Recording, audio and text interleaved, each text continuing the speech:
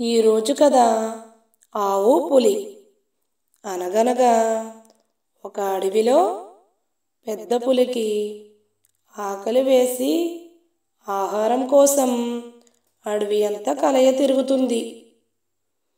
ఇంతలో ఒక ఆవు పచ్చికలో మేత వేయడం చూసి ఇక తనకు మంచి ఆహారం దొరుకుతుందని ఆ ఆవును దగ్గరికి వచ్చి తినడానికి సిద్ధమవుతుంది.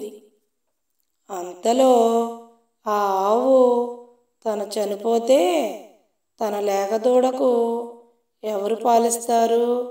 ఉదయం సరిగ్గా పాలు కూడా ఇవ్వకుండా మేతకు వచ్చాను అని మనసులో బాధపడుతూ పులిని చూసి, అయ్యా, నేను ఈ మధ్యనే ఈనాను.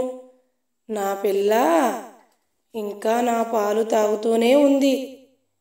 అది పాలు తాగడానికి నాకై ఎదురు చూస్తూ ఉంటుంది. నాపై దయ ఉంచి నా బిడ్డకు పాలిచ్చి రావడానికి అనుమతి ఇవ్వండి.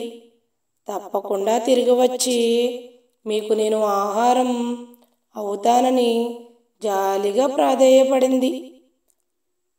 ఆవు మాటలు ఎందుకో పులికి నమ్మబుద్ధి వేసి, సరే, నాకు బాగా ఆకలిగా ఉన్నా నీ మీద జాలితో నీకు అవకాశం ఇస్తున్నాను, వెళ్ళి త్వరగా రా అని చెప్పింది.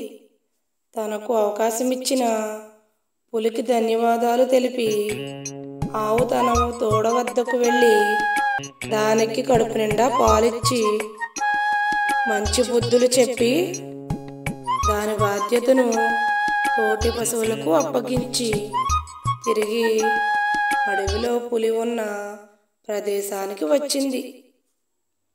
ఆవు నిజాయితీగా తన మాట మీద నిలబడి ప్రాణాలను కూడా లెక్క చేయకుండా తిరిగి రావటంతో సంతోషించిన పులి, నేను బాగా ఆకలిగా ఉన్నా నీ నిజాయితీకి మెచ్చి నిన్ను తినకుండా వదిలిపెడుతున్నాను.